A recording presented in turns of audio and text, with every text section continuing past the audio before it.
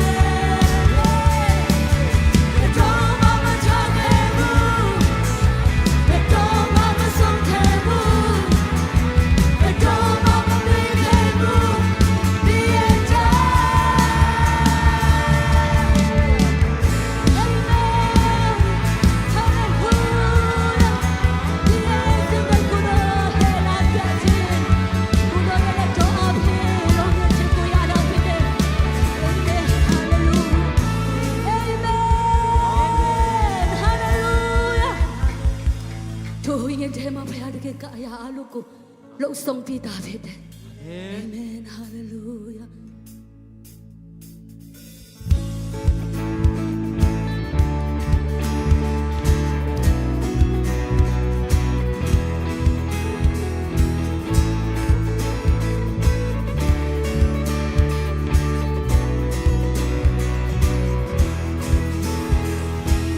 ဝိညာဉ်တော်လှရှာနေပြီစကားတော်လုံးတာတဲ့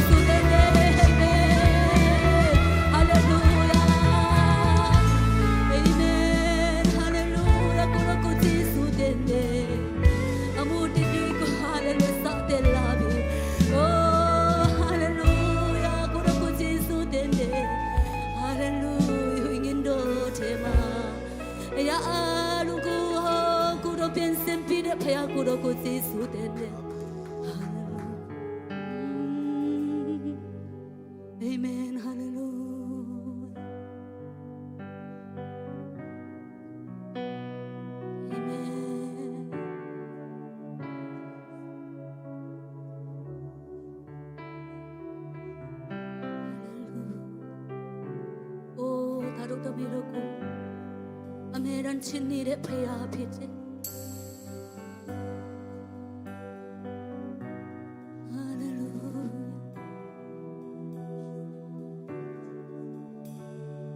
ဘယ်လေဒမ်ဟာလေလုယာဘယ်လေဒမ်မောတရားတော်ဒီကဲချင်လောင်းနေဘူး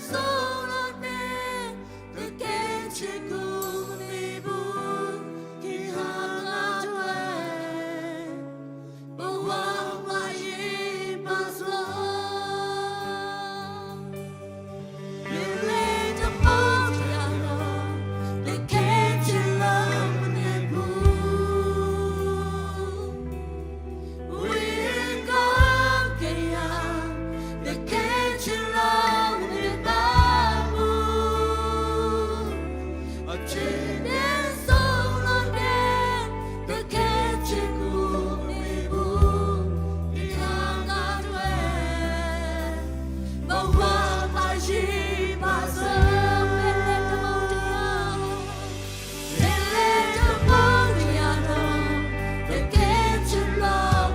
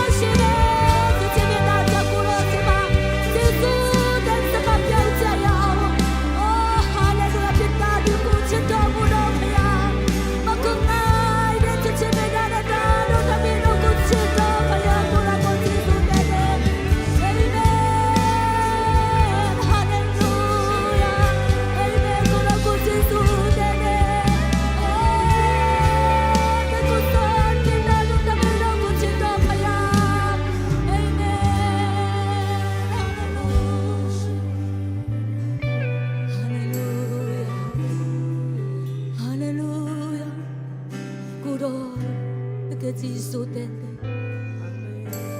怎么都在他妈太担心，平马心送人心的苦妈妈西，开多人的，阿妹人吃多木多培养古多古基督点的，阿妹人贵咖比多木多将了古多古基督点的，他妈都在他妈妹人这啥西多培养皮的做将古多古基督点的，哈利路亚。古罗古基督的呢，今天嘛古罗古，现在路我专门的古鬼，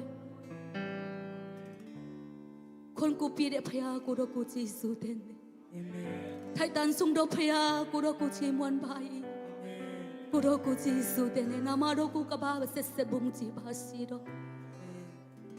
ที่มันกูก็เจริญบ้าตัวภาษีเกโรเจนสินิติเดอชิงมาเดกูรอตัวภาษีโรมูบ้า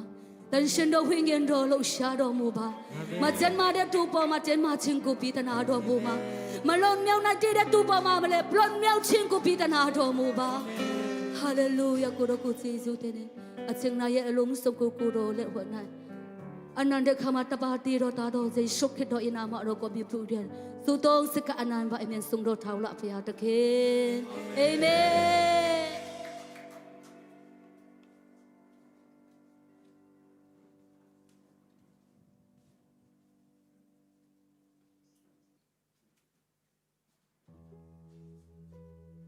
哈利路亚，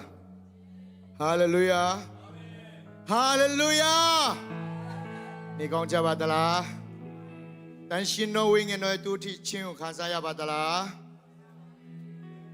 แม่มาโรเทกูสวยขอปีเดว่าชิดทีมดอลลาร์ก็มิวสิชันดูเนี่ยตะกัวสนดูกูตัวที่สกาเบียวเด但是诺维人那กูเล็กก็ที่พี่เราคนดูชิมวันใจยาวฮาเลลูยาฮาเลลูยาฮาเลลูยาอาเมนนี่ก็จะบัตรละก็มาเลยเนาะโอเคจะมาส่วนเนี่ยในบันดาลกูผู้ส่งปีเดพยาเชียนนำมาโดตายอยบงจีวาซีကျွန်တော်ဟာပိုက်ဆံရှိလို့ဒီနေရာကိုရောက်နိုင်တာမဟုတ်ဘူးဘုရားရှင်ရဲ့ပို့ဆောင်မှုကြောင့်ရောက်လာနေတာဖြစ်တယ်အာမင်ဘုရားရှင်ဟာကျွန်တော်တို့ကိုအမြဲတမ်းဆောင်ရှောက်ပေးတဲ့ဘုရားဖြစ်တယ်ကျွန်တော်တို့ပေါ်မှာအမြဲတမ်းကောင်းမြတ်ပေးတဲ့ဘုရားဖြစ်တယ်အာမင်ကျွန်တော်တို့တခြင်းဆိုတယ်လိုမတတ်နိုင်တဲ့အရာဝိညာဉ်တကူပင်ဖြစ်လာတယ်အာမင်အခါတလေကိုဘဝမှာမဖြစ်နိုင်ဘူးလို့ထင်နေရတဲ့အရာတွေကိုယ့်ရဲ့မျှော်လင့်ချက်တွေ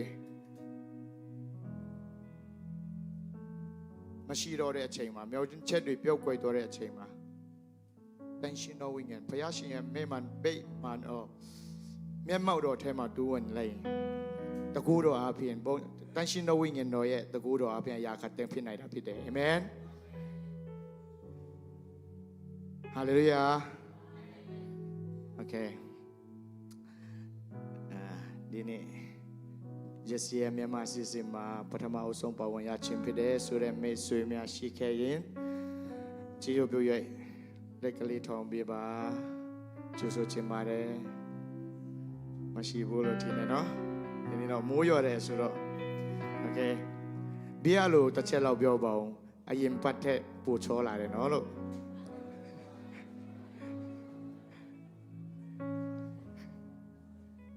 ဟုတ်တယ်တပတ်ပြတပတ်ချောလာတယ်နော်โอเคတနောက်တစ်ချက်လောက်ပြောပါဦးတင်းနေရာမှာရောက်နေတယ်မဲ့ဆွေလို့နော်ပြောလိုက်ပါဦးနေရာမှာရောက်နေတယ်နော်မဲ့ဆွေနေရာမှာရောက်တယ်နော်ဘုရားရှင်ကလိုကိုဖန်ဆင်းတာသူနဲ့အတူပါအတူတူလျှောက်လန်းဖို့သူရဲ့နာမတော်ကိုချီးမွမ်းဖို့ဗိမာန်တော်ထဲမှာမဲမောက်တော်ထဲမှာအစီအမဲတူးဝင်ဖို့အတွက်လိုကိုဖန်ဆင်းတာဖြစ်တယ်အာမင်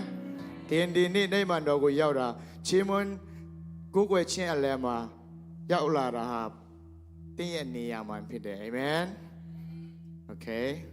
ကိုချိန်မှာစီစဉ်ได้เสร็จตัวไหมเนาะอลูรองเวอาเพียน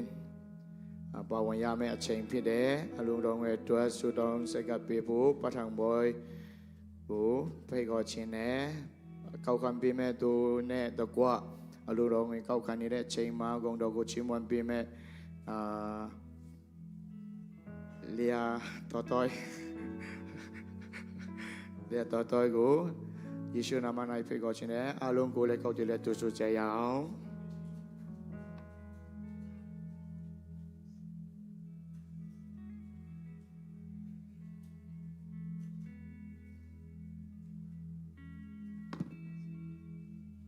လူတော်ကိုလည်းဆုတောင်းရအောင်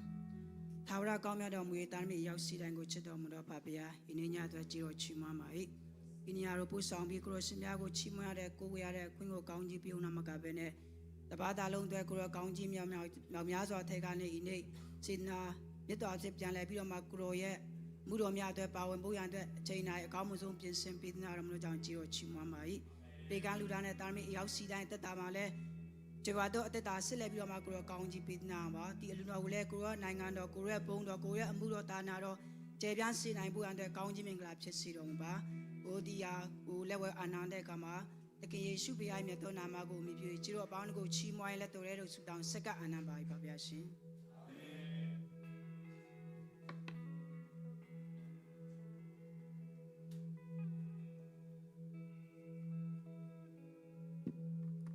ဟာလေလုယာ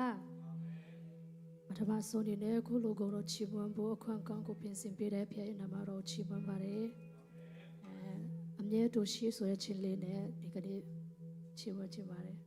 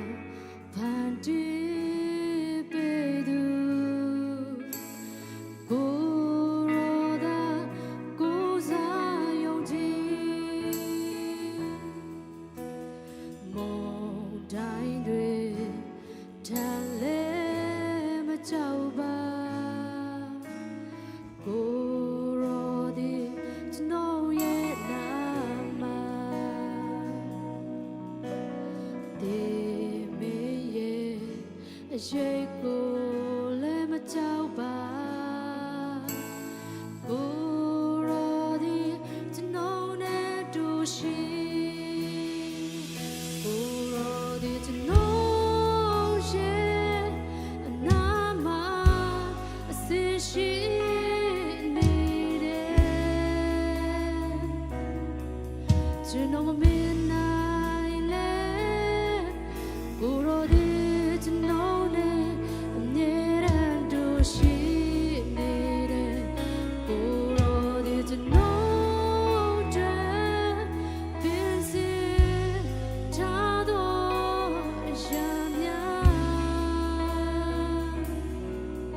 ကျွန်တော်နားမလဲနိုင်လေကိုရောဒီအကောင်းဆုံးကြံစီတယ်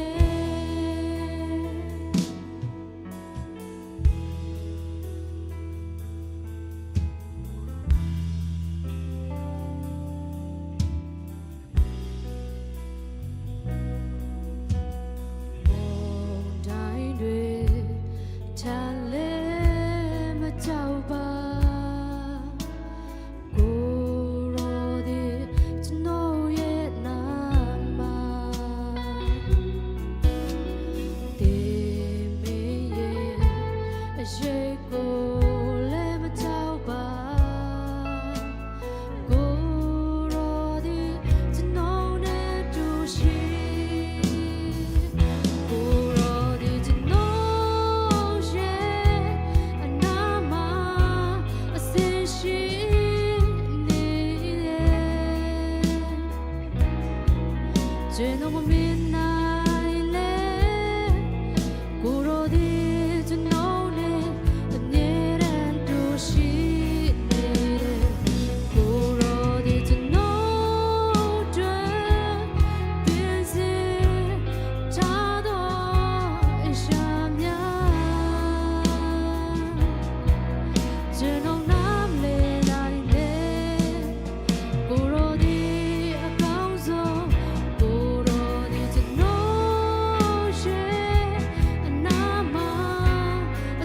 ရှိနေတယ်ကျေတော့မမြင်နိုင်လေကိုရောဒီကျွန်တော်နဲ့အမြဲတမ်းတို့ရှိနေတယ်ကိုရောဒီကျွန်တော်တွေပြင်းစင်ထားတော့အရှာများကျွန်တော်နားလေနိုင်လေကိုရောဒီအကောင်းဆုံးကြံစီတယ်ကျွန်တော်တို့ရောက်စီတဲ့ပြရှင်ကောင်းချီးပါစေ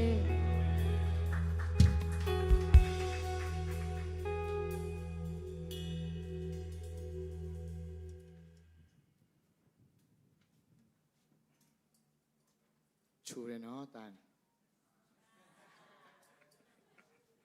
ချူလို့ပြန်ထားဖို့တော့မိနေကဲတန်ချူလေးနဲ့အကုန်တော်ကိုချီးမွမ်းပေးတဲ့ဘုရားရှင်ရဲ့သမီးဘုရားရှင်သားရွေးဗိတ်တိတ်သုံးပြပါစေပြေကံတော်သူရောက်ချင်းစေလိုက်ပေါ်မှာဘုရားရှင်စတရားအစထောင်ပေါင်းမကမြောစွာနဲ့ကောင်းခြင်းများဘုရားရှင်တော်လုံးပေးပါစေ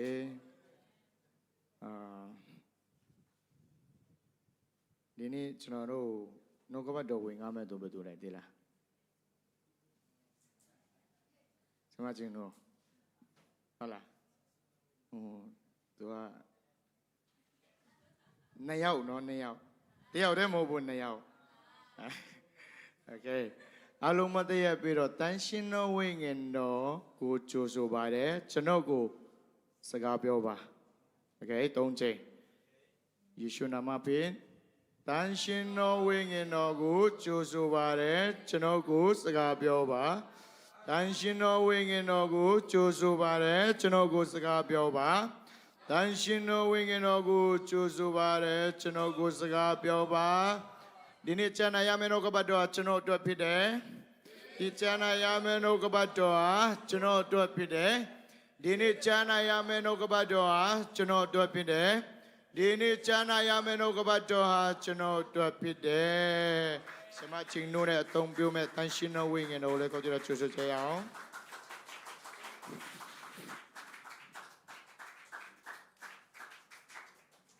ကျေးဇူးတင်ပါတယ်အားလုံးပြန်ထိုင်လို့ရပါပြီ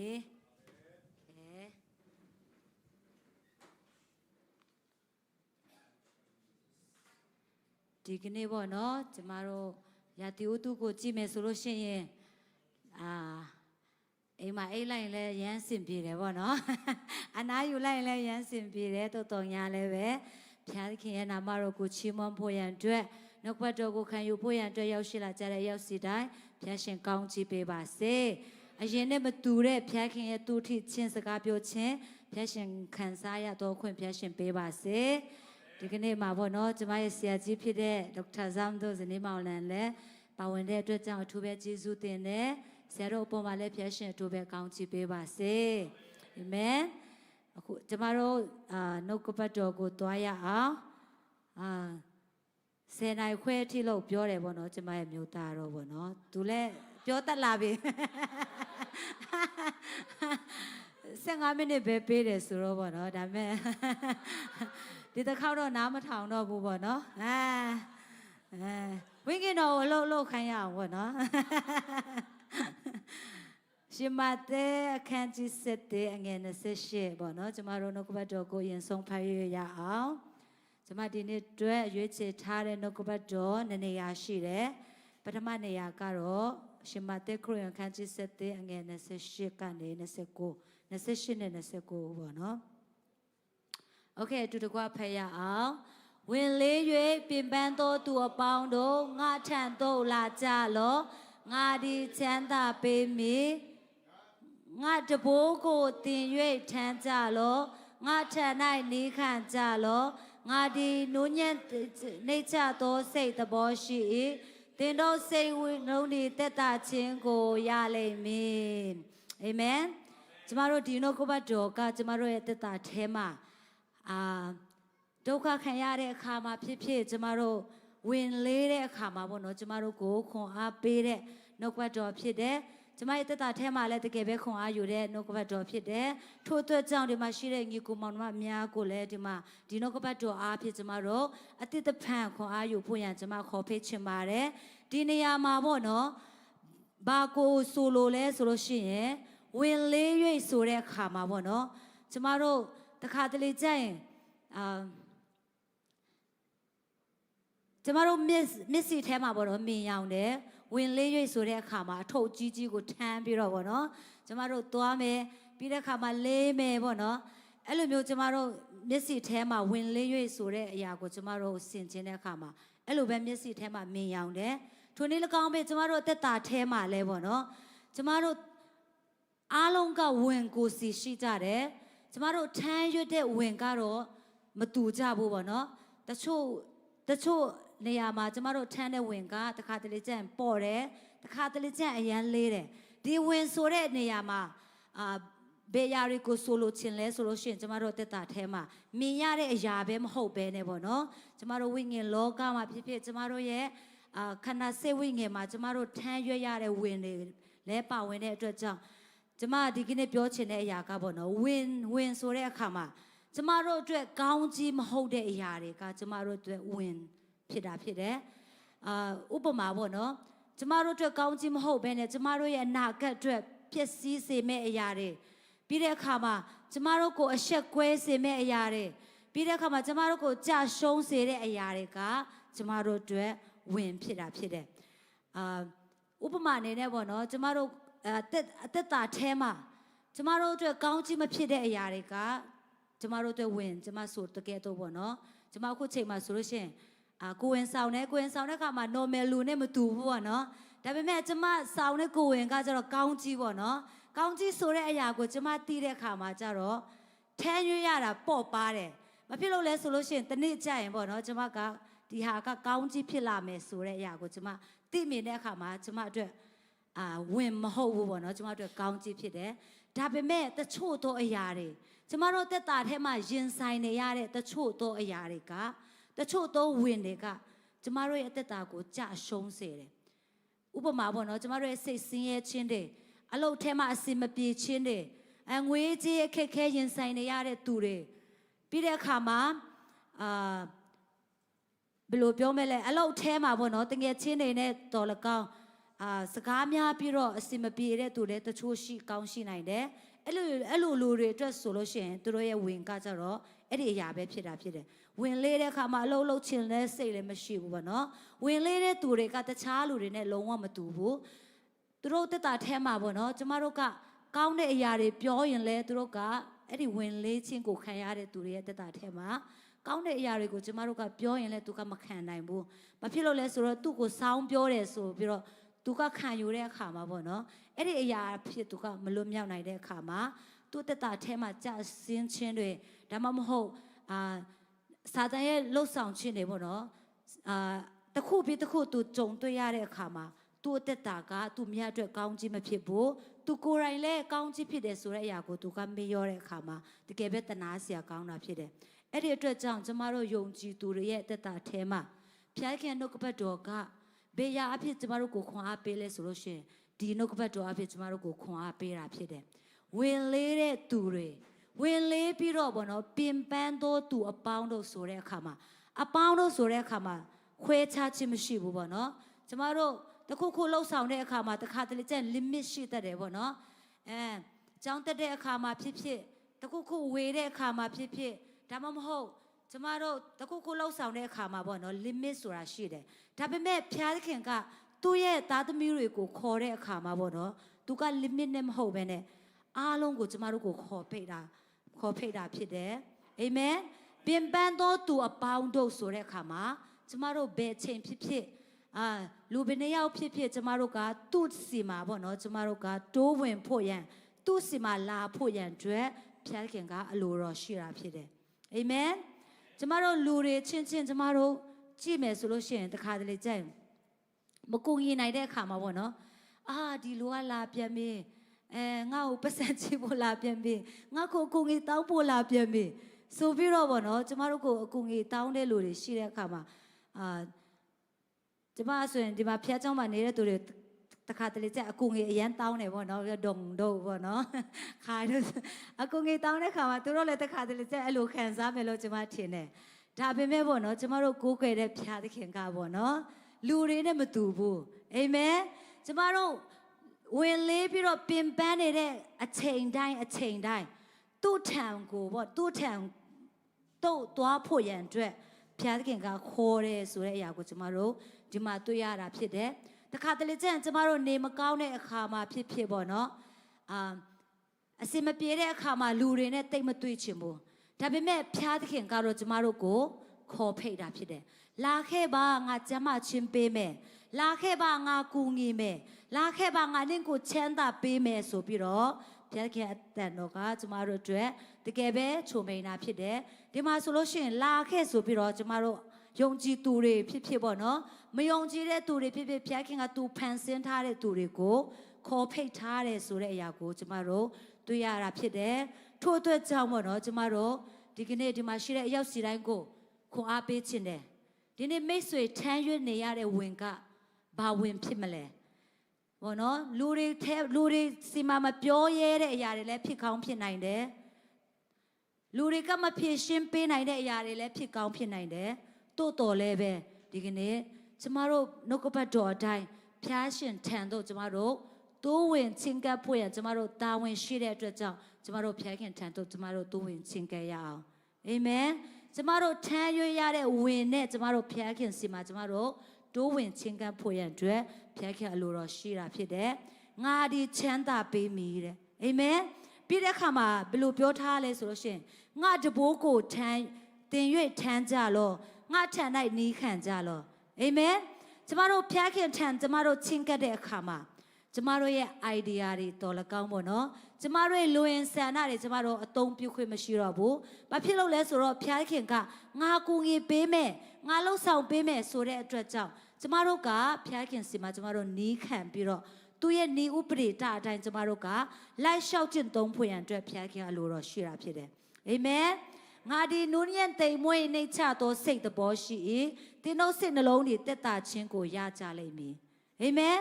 စိတ်နှလုံးတက်တာခြင်းဆိုတာကကျမတို့တက်တာထဲမှာအယမ်းပဲအရေးကြီးတာဖြစ်တယ်ကျမတို့ဝင်နေပြီးတဲ့အခါမှာကျမတို့ရဲ့ထမ်းရွက်ရတဲ့ဝင်နေအယမ်းလေးတဲ့အခါမှာပေါ့နော်ကျမတို့စိတ်ဆင်းရဲရတယ်စိတ်ပင်ပန်းရတယ်လူကလည်းတနေ့တခြားနှုံလာတယ်ပေါ့နော်ဘာမှလည်းလှုပ်ချင်စိတ်မရှိတော့ဘူးဒါပေမဲ့ဖျားခင်ထံမှာကျမတို့တိုးဝင်ချင်းကပ်လက်ဖျားခင်ထံမှာကျမတို့အနံတဲ့အခါမှာဖျားခင်က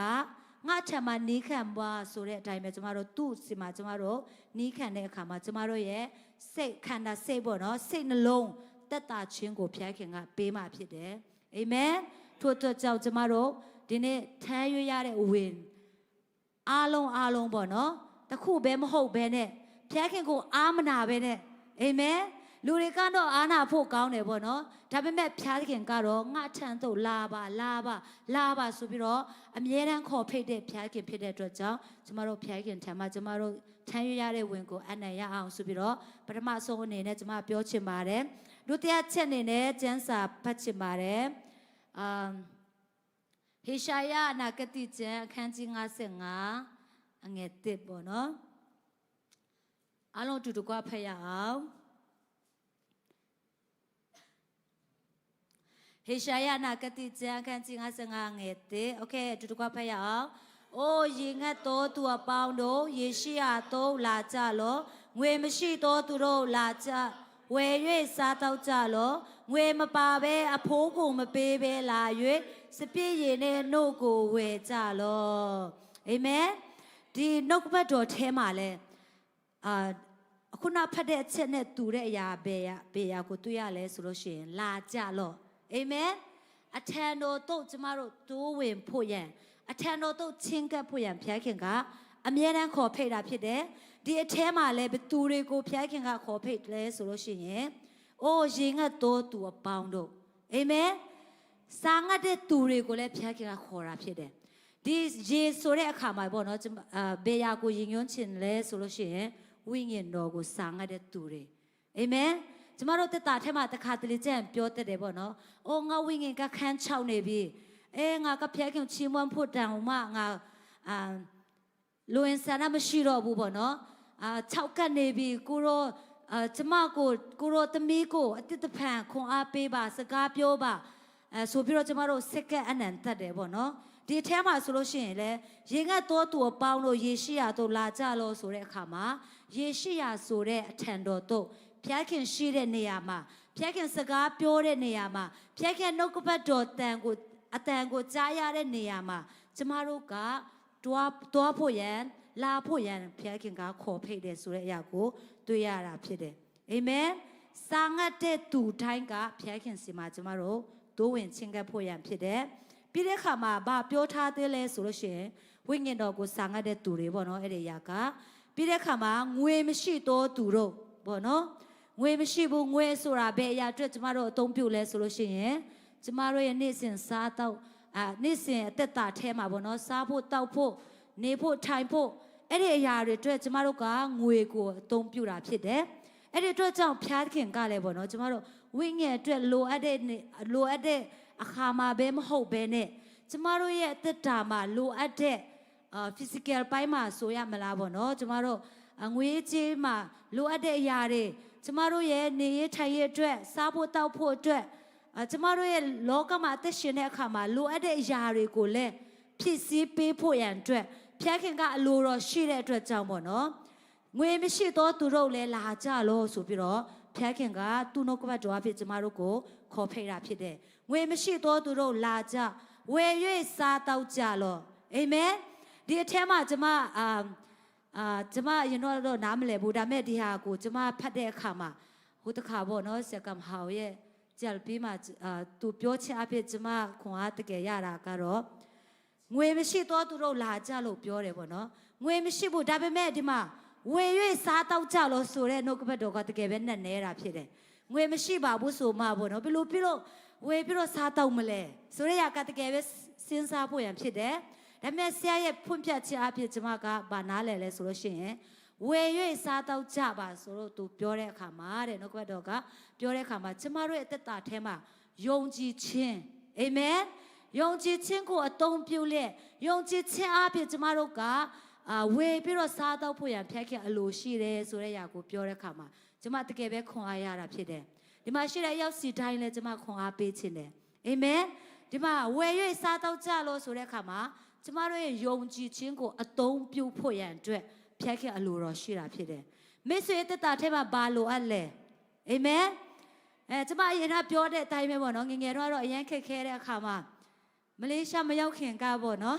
ခက်ခဲတဲ့အခါမှာကျမတို့ဆူတောင်းခံချက်တွေစာအုပ်မှာရေးတယ်ပေါ့နော်ဆူတောင်းခံချက်တွေရေးပြီးတော့ဆူတောင်းတဲ့အခါမှာရတိုင်းပေါ့နော်ကျမဆိုရင်အမှတ်ပေးတယ်အဲ့လိုမျိုးလောက်တဲ့အခါမှာတနစ်မှာပေါ့နော်တနစ်ကုံဆုံးတဲ့အခါမှာဖျက်ခင်ဂျေဇူးပြုတ်ခြင်းတွေကတကယ်ပဲတွေ့မြင်ရတာဖြစ်တယ်ထိုနေ့၎င်းပဲအဲ့ဒီຢာကကျမတို့ကိုဘလို့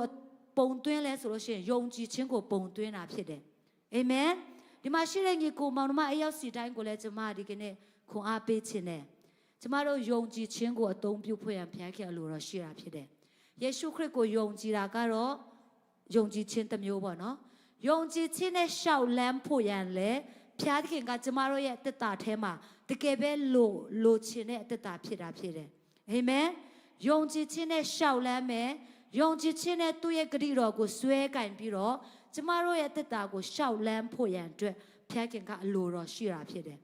ဝယ်၍စားတော့ကြလောငွေမပါဘဲအဖိုးကိုမပေးဘဲလာ၍စပြည့်ရည်နဲ့နှုတ်ကိုဝယ်ကြလောအာမင်ဖျားခင်ရဲ့နှုတ်ကပတ်တော်ကတကယ်ပဲပြည့်စုံတာဖြစ်တယ်အာမင်ထို့အတွက်ကြောင့်ကျမတို့ဖျားခင်နှုတ်ကပတ်တော်ကိုကင်ဆွဲလက်ကျမတို့ရဲ့ယုံကြည်ခြင်းကိုမြင့်တင်ရအောင်အာမင်ကျမတို့ရဲ့လစဉ်လတိုင်းမှာပေါ့နော်ကျမတို့ရဲ့ခံစားရတဲ့လစာတွေပေါ်မှာပဲမိဝဲမထားဘဲနဲ့ကျမတို့ဖျားခင်ပေါ်မှာကျမတို့ယုံကြည်ခြင်းထားရအောင်ယုံကြည်ခြင်းဆိုတာကကျမတို့လုံနိုင်တဲ့လောက်ပေါ်မှာမူတည်ခြင်းမဟုတ်ဘဲနဲ့ပေါ့နော်ကျမတို့မလုံနိုင်တဲ့အရာတွေကိုလည်းဖျားခင်ကလှုပ်ပေးနိုင်မယ်ဆိုတဲ့အရာပေါ်မှာယုံကြည်ခြင်းဖြစ်တာဖြစ်တယ်အာမင်ကျမတို့လုံနိုင်တဲ့အရာပေါ်မှာပဲကျမတို့ယုံကြည်တယ်ဆိုလို့ရှိရင်ကျမတို့တတ်နိုင်ခြင်းဖြစ်တာဖြစ်တယ်ဒါပေမဲ့ဖျားခင်ကကျမတို့အသက်တာထဲမှာလိုအပ်တဲ့အသက်တာကလိုချင်တဲ့အသက်တာကကြတော့ယုံကြည်ခြင်းနဲ့သူ့ကိုမိကိုးလဲပေါ့နော်သူ့ကိုယုံကြည်လဲသူ့အားဖြစ်ပေါ့နော် သူ့ထံမှာနီးခံလျက်သူ့စီမှာစက်ကပ်လျက်သူ့ကိုယုံကြည်အနံဖို့ရန်အတွက်ဖခင်ကအလိုရှိတယ်ဆိုတဲ့အရာကိုကျမတို့တွေ့ရတယ်အဲ့ဒီအတွက်ကြောင့်ကျမတို့ယုံကြည်ခြင်းနဲ့ကျမတို့တက်တာကိုဖခင်ထံတော်သို့ချဉ်ကပ်လျက်ကျမတို့စက္ကန့်နဲ့ရအောင်အာမင်ပြီးတဲ့အခါမှာဒီအငယ်3မှာလဲပေါ့နော်ကျမ်းစာပါတဲ့သူကဖတ်ရွတ်နိုင်ပါတယ်ကျမမဖတ်တော့ဘူးအချိန်လဲကြာမှာဆိုတော့ပေါ့နော်ဒီအထဲမှာဘာကိုယဉ်ညွန်းဆက်ပြီးတော့ယဉ်ညွန်းလဲဆိုလို့ရှိရင်နုညွန့်သောစိတ်နဲ့ငါထံသို့လာကြလောနားထောင်ကြလောတုတ်ပြုတ်လင်တင်တို့ဤဝိညာဉ်ဒီအသက်ရှင်ရလိမ့်မယ်အာမင်ကျမတို့ဖခင်ထံတော်သို့ချင်းကပ်တဲ့အခါမှာဖခင်ကမာနကြီးခြင်းနဲ့ကိုအထင်ကြီးခြင်းနဲ့လုံးဝမကြိုက်ဘူးအာမင်ဖခင်ထံတော်သို့ကျမတို့ချင်းကပ်တဲ့အခါမှာနုညွန့်သောနားနဲ့ပေါ့နော်ကျမတို့ရဲ့နားတွေကိုကျမတို့ကမထောင်မဲနဲ့ပေါ့နော်အိုးဟုတ်ကဲ့ဆိုတဲ့နေရွက်နဲ့နုညံ့တဲ့အရာတွေနဲ့ကျမတို့ကသူ့ထံမှာကျမတို့ချင်းကပ်ဖို့ရန်ဖခင်လိုတော်ရှိတာဖြစ်တယ်နားထောင်ကြလို့ဆိုတဲ့အခါမှာဖခင်စကားကိုကျမတို့နားထောင်ဖို့ရန်အတွက်ဖခင်လိုတော်ရှိတာဖြစ်တယ်ကြားယုံပဲမဟုတ်ပဲနဲ့နားထောင်တဲ့သူရဲ့သက်တာထဲမှာထူးခြားလာမှာဖြစ်တယ်အာမင်တုတ်ပြုတ်လင်တင်တို့ဤဝိညာဉ်တွေအသက်ရှင်ရလိမ့်မည်တဲ့နားထောင်တဲ့သူရဲ့သက်တာထဲမှာပဲအဲ့ဒီအရာကိုတွေ့နိုင်မှာဖြစ်တယ်အာမင်အသက်ရှင်ခြင်းလက္ခဏာဖျားရှင်ထံ၌အသက်ရှင်ခြင်းပေါ့နော်ကျမတို့ကြားပြီးတော့နားမထောင်ဘူးဆိုလို့ရှိရင်လည်းဖခင်အလိုတော်နဲ့မကိုက်ညီဘူးအဲ့ဒီအတွက်ကြောင့်ကျမတို့ကြားပြီးတော့နားထောင်ဖို့ရန်အတွက်ဖခင်ကအလိုတော်ရှိတာဖြစ်တယ်အာမင်ထို့အတွက်ကြောင့်အဲ့ဒီအရာတွေနဲ့ကျမခွန်အားပေးခြင်းနဲ့ပြီးတဲ့အခါမှာတမန်တော်ဝိတ္ထုထဲမှာပေါ့နော်ပြောထားတဲ့အရာတွေနဲ့လည်းကျွန်မဆက်ပြီးတော့ပြောချင်ပါတယ်ဒီထဲမှာဆိုလို့ရှိရင်ယုံကြည်ခြင်းဘယ်လောက်အရေးကြီးလဲဆိုလို့ရှိရင်ပေါ့နော်ကျမ်းစာဖတ်ချင်တဲ့သူတွေအတွက်တမန်တော်ဝိတ္ထုအခန်းကြီး14အငယ်10ကနေ30မှာတွေ့နိုင်တယ်ဒီအထဲမှာဆိုလို့ရှိရင်ကျွန်မအရန်ခွန်အားရတာ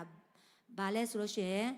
ရှင်ပေါလုရဲ့ဟောပြောခြင်းပေါ့နော်ရှင်ပေါလုဟာဆိုလို့ရှိရင်တမန်တော်ဝိတ္ထုအခန်းကြီး9မှာဆိုလို့ရှိရင်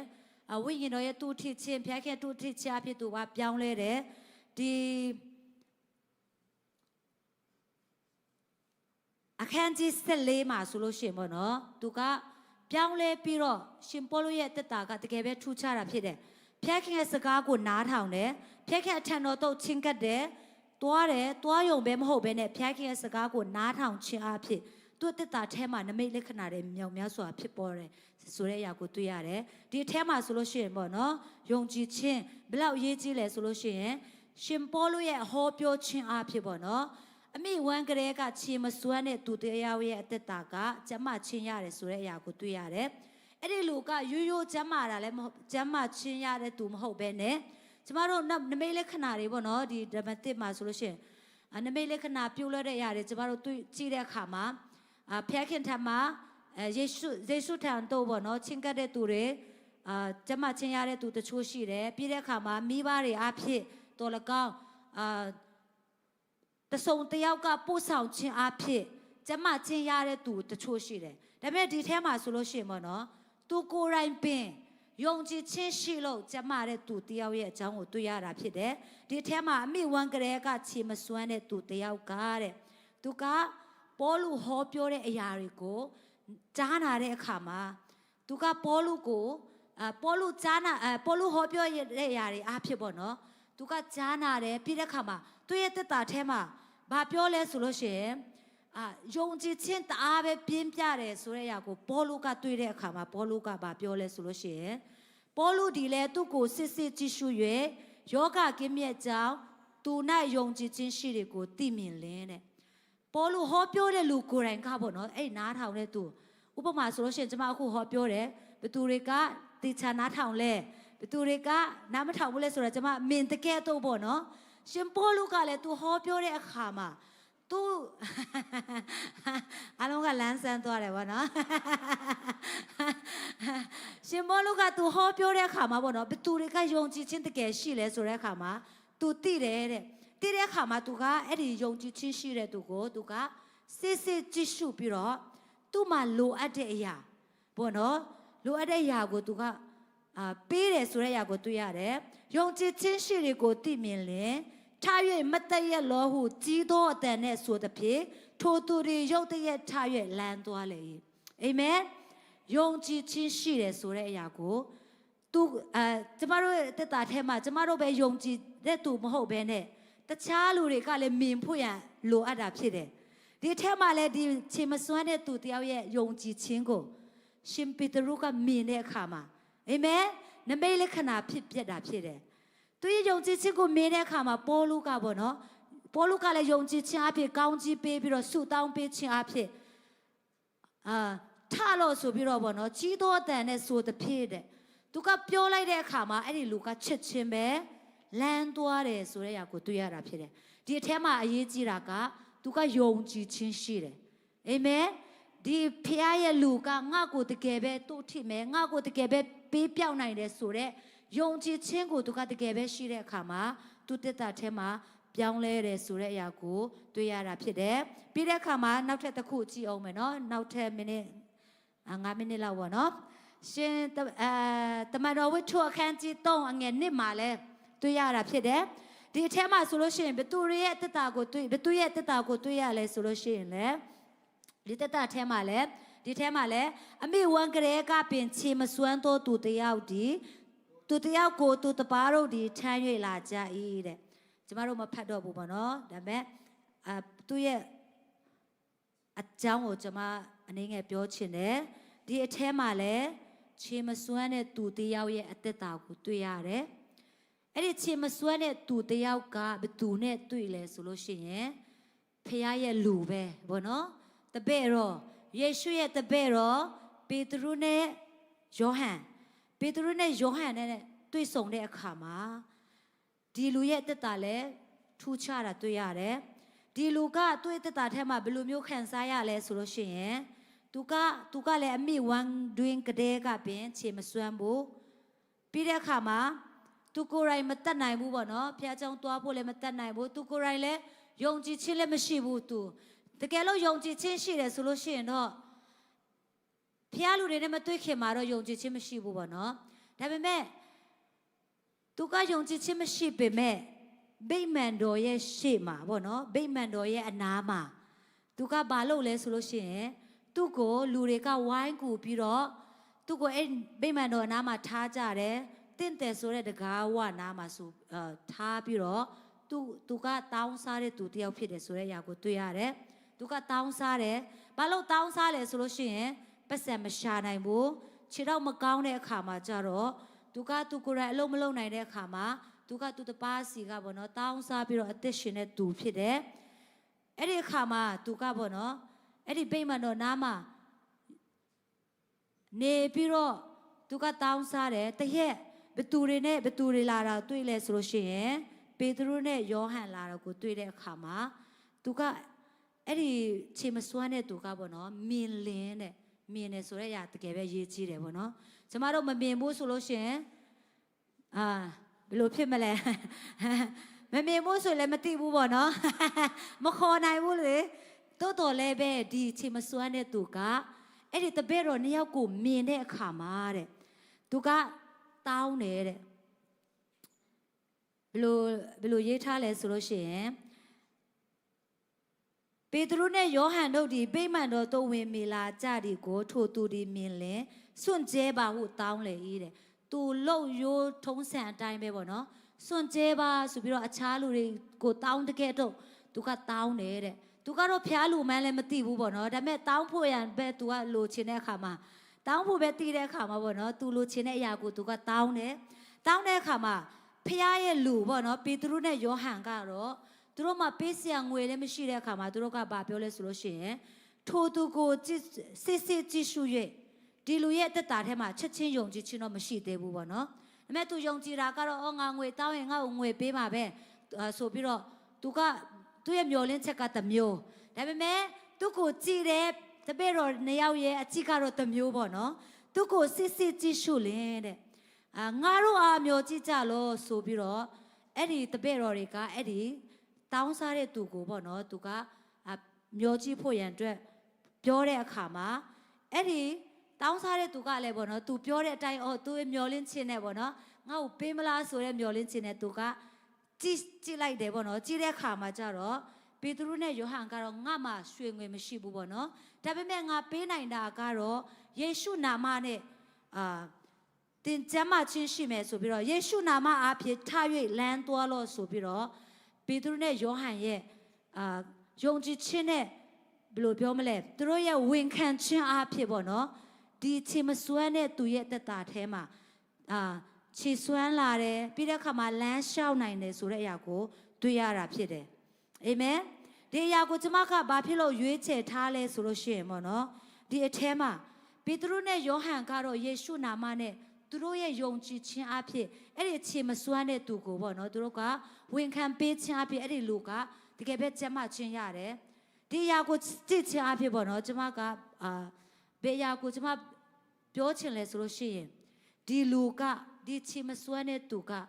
ကရောက်မဲ့နေရာမှာသူကရောက်တယ်ဆိုတဲ့အရာကိုကျွန်မညွန်ပြချင်တာဖြစ်တယ်ရောက်မဲ့နေရာဆိုတဲ့အခါမှာသူကဗိမာန်တော်နားမှာသူကနေတာဖြစ်တယ်ယုံကြည်ခြင်းမရှိပေမဲ့အာမင်ကျမတို့တခြင်းဆိုတဲ့အခါမှာအထံတော်မှာနေရာတော်တရကပင်ကဘာမှာနေရာတော်ရတောင်ထက်ကျမတို့ဆိုတတ်တယ်ပေါ့နော်အဲ့ဒီအထံတော်ဆိုတဲ့နေရာမှာဒီချေမစွမ်းတဲ့သူကရောက်ရှိတဲ့အခါမှာပေါ့နော်သူယုံတယ်မယုံတယ်အပထားပေါ့နော်သူကိုဝိညာဉ်တော်ကပြောမလားပေါ့နော်သူကိုသူကဖျားလူတွေနဲ့ထိတွေ့တဲ့အခါမှာကျမချင်းကိုခံစားရတာဖြစ်တယ်အာမင်ထိုရာအဖြစ်ကျမတို့ရဲ့သက်တာအထဲမှာလဲကျမတို့မယုံကြည်နိုင်သေးရင်လည်းကိစ္စမရှိဘူးအာမင်ကျမတို့အထံတော်တို့ကျမတို့ချင်းကပ်ဖို့ရန်ပထမဆုံးခြေလှမ်းဖြစ်တာဖြစ်တယ်ဒီအချိန်မစွမ်းတဲ့သူကမယုံကြည်သေးပေမဲ့သူကဗိမာန်တော်အနားမှာအမြဲတမ်းနေပြီးတော့ပေါ့နော်ဖျားလူတွေနဲ့သူကထိတွေ့တဲ့အခါမှာဒီဖျားလူတွေရဲ့ယုံကြည်ခြင်းအပြင်သူကကျမ်းမာခြင်းရတာဖြစ်တယ်သူရောက်တဲ့နေရာကမှန်တာဖြစ်တယ်အာမင်အကယ်၍ဒီမှာမတောင်းစားဘဲနဲ့အခြားသောနေရာမှာသူတောင်းစားမယ်ဆိုလို့ရှိရင်ချက်ချင်းလက်ကျမ်းမာခြင်းမရနိုင်ဘူးတိုးတော်လည်းပဲဒီဗိမာန်တော်နားမှာဖျားရဲ့လူတွေလာတဲ့လမ်းမှာသူကနေရာယူတဲ့အတွက်ကြောင့်ချင်းကပ်တဲ့အတွက်ကြောင့်လာတဲ့အတွက်ကြောင့်သူကလွတ်မြောက်ခြင်းခံစားရတာဖြစ်တယ်အာမင်ထို့အတွက်ကြောင့်ဒီမှာရှိတဲ့အယောက်စီတိုင်းကျမခွန်အားပေးခြင်းနဲ့ကျမတို့အသက်တာထဲမှာကျမတို့ဝင်လေတဲ့အခါမှာဖြစ်ဖြစ်ကျမတို့လိုအပ်တာလိုချင်တာဖျက်ခင်မျက်မှောက်တော်ခန္ဓာစိတ်ဝိညာဉ်အတွက်ကျမတို့လိုအပ်တဲ့အရာတွေအားလုံးမျက်မှောက်တော်ထဲမှာပြည့်စုံတဲ့အတွက်ကြောင့်ကျမတို့ဖျက်ခင်အထက်တော်တို့ကျမတို့နံပါတ်1အနေနဲ့ကျမတို့ချင်းကပ်ဖို့ရန်ကျမခေါ်ဖိတ်ချင်ပါတယ်အာမင်ဖျက်ခင်ကသူ့အသုံးပြုဖို့ရန်အတွက်လူတွေကိုကြည့်ရှုတဲ့အခါမှာလဲသူ့အထံတော်မှာရှိတဲ့သူတွေကိုသူကအရင်ဆုံးအသုံးပြုတာဖြစ်တယ်အာမင်သူ့ရဲ့အနားမှာရှိတဲ့သူတွေကိုသူကအရင်ဆုံးတိုးထိတာဖြစ်တယ်အကယ်၍အပြင်မှာရှိတဲ့သူတွေကိုပေါ့နော်သူကသုံးချင်ရဲ့သားနဲ့ဖျက်နာမှာမချင်းကပ်ဘူးဆိုလို့ရှိရင်ဖျက်ကချစ်ချင်းမသုံးပြုနိုင်ဘူးထို့အတွက်ကြောင့်မိတ်ဆွေဘာလိုအပ်ပါတယ်လဲအာမင်လိုချင်တဲ့အရာတွေတစ်ခုခုရှိတော်လဲပဲဒီနေ့ဖျက်ခင်ထမ်းမှာကျမတို့ချင်းကပ်ရအောင်မကြမ်းမာရင်လည်းကျမချင်းလိုအပ်တယ်ဆိုတဲ့အခါမှာလည်းကျမတို့ဖျက်ရှင်ထမ်းမှာကျမတို့ချင်းကပ်ရအောင်ချင်းကပ်ဖို့ရတဲ့ကျမတို့ရဲ့ပထမဆုံးခြေလှမ်းဖြစ်တယ်ဒုတိယခြေလှမ်းကတော့ကျမတို့ယုံကြည်ခြင်းနဲ့ကျမတို့ရှောက်လန်းဖို့ရန်အတွက်ဖျက်ခင်အလိုတော်ရှိတာဖြစ်တယ်အာမင်ဒီမလေးရှားနိုင်ငံမှာကျမတို့အလုပ်လုပ်တဲ့အခါမှာစိတ်ဖိစီးခြင်းနဲ့ငွေကြေးအဖြစ်တော့ကျမတို့အဆင်ပြေတယ်မဖြစ်လို့လဲဆိုလို့ရှိရင်လစဉ်လတိုင်းကျမတို့ကလစာတွေရှိကြတယ်တိုးတုံညာလဲပဲကျမတို့ရဲ့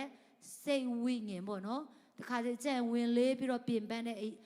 အချိန်ရှိတာဖြစ်တယ်အဲ့ဒီအချိန်မှာပြင်လဲကျမတို့ဖျက်ခင်ထံမှာကျမတို့တိုးဝင်ချင်းကပ်ရအောင်ဖျက်ခင်ကချမ်းသာခြင်းပေးမှဖြစ်တယ်ဝိညာဉ်လွတ်မြောက်ခြင်းကိုဖျက်ခင်ပေးဖို့ရမိတ်ဆွေကိုအလိုရှိတာဖြစ်တယ်အာမင်ထို့အတွက်ကြောင့်ကျမတို့အထံတော်တို့လာပါခေါ်ဖိတ်တဲ့ဖျက်ခင်ထံတို့ကျမတို့အမြဲတမ်းချင်းကပ်လဲပေါ့နော်ကျမတို့တိုးဝင်ရအောင်ဆိုပြီးတော့ဒီနှုတ်ကပတ်တော်အဖြစ်ကျမရောက်စံကိုခွန်အားပေးချင်ပါတယ်အာမင်အားလုံးမတက်ရပြီးတော့ worship team ကတခြင်းတပုတ်ရွေးချယ်ထားတဲ့တခြင်းကိုကျမတို့ဆိုလဲပေါ့နော်ကျမတို့ဖျက်ခင်မျက်မှောက်တော်တို့ကျမတို့တိုးဝင်ချင်းကပ်လဲစက္ကအနံ့ရအောင်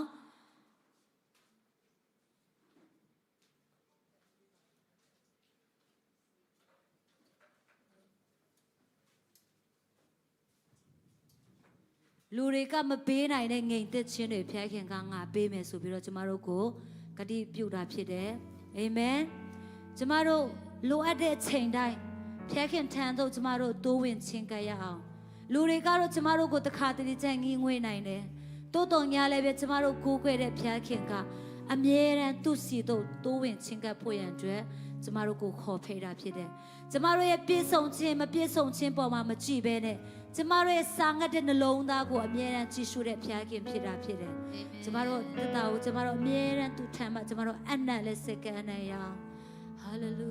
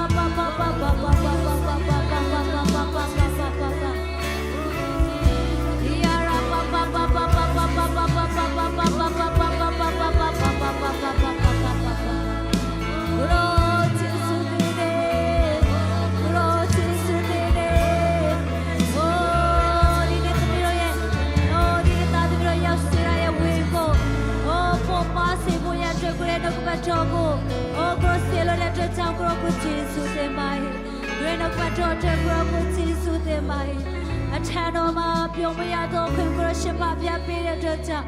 ကိုရောကိုကျေးဇူးတင်ပါ၏အထံတော်သို့ချဉ်ကပ်ရသောခွင့်ကိုရှင်ပါပြပေးတဲ့အတွက်ကြောင့်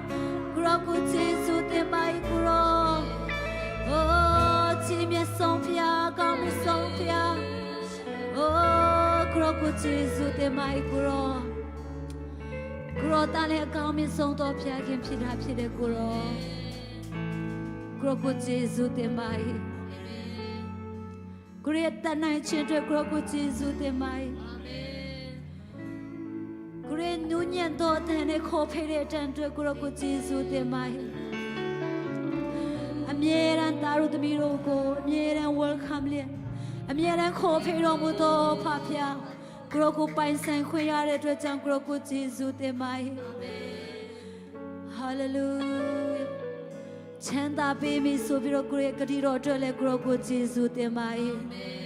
လွတ်မြောက်ခြင်းပေးမိဆိုတဲ့ဂတိတော်အတွက်လည်းကိုရောကိုယေရှုတင်ပါ၏ဟာလေလုယာမကုန်ခမ်းတဲ့ကိုရဲ့ချစ်ချင်းမေတ္တာအတွက်ကိုရောကိုယေရှုတင်ပါ၏ကိုရောရှင်ဖဖျားကိုရောကိုယေရှုတင်နေဒီကနေ့ကိုရဲ့မျက်မှောက်တော်ထဲသို့သွဝင်ချင်းကလာကြတဲ့အရောက်စီတိုင်းကိုရောရှင်ဖဖျားကောင်းချီးပေးတော်မူပါကိုရဲ့ဝိညာဉ်တော်အဖြစ်သားတို့သမီးတို့ရောက်ဆင်းကိုစကားပြောတဲ့အတွက်ကြောင့်ကိုရောကိုယေရှုတင်ပါ၏လုံခြုံတော်မူသောကိုရဲ့ရှင်ခွင်တော်အတွက်လည်းကိုရောကိုယေရှုတင်ပါ၏ဒီမှာရောက်ရှိလာကြတဲ့အရောက်စီတိုင်းကိုကိုရှင်ဖဖျားကောင်းချီးပေးတော်မူပါဒီကနေ့အရောက်စီတဲ့သားထဲမှာထမ်းရွရတဲ့ဝင်မတူတော်လဲပဲဒီနေ့ထမ်းရွရတဲ့ဝင်တွေအားလုံးကိုထမ်းရွပေးမိဆိုပြီးတော့ဂတိတော်ထားတော်မူသောဖဖျားဒီကနေ့ဒီမှာရှိတဲ့အရောက်စီတဲ့ထမ်းရွရတဲ့ဝင်များကိုကိုရှင်ဖဖျားချမ်းသာပေးတော်မူပါပေါ်ပါရသောခွင့်ကိုရှင်ဖဖျားပေးတော်မူပါခန္ဓာစေဝိညာဉ်ကျမ်းမာခြင်းပေးတော်မူပါလွတ်မြောက်ခြင်းပေးတော်မူပါ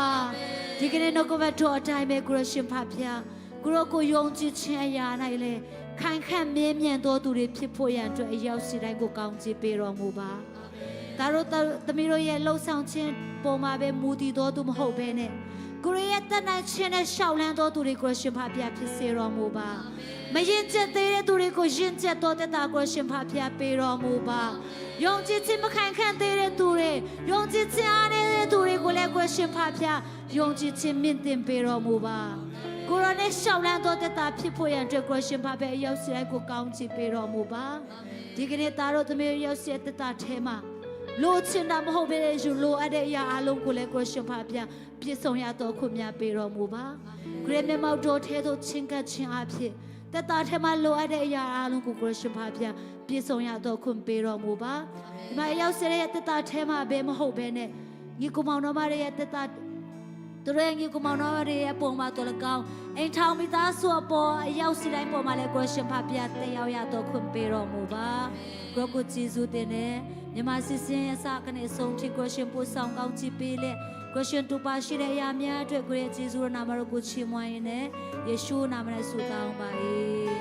အာမင်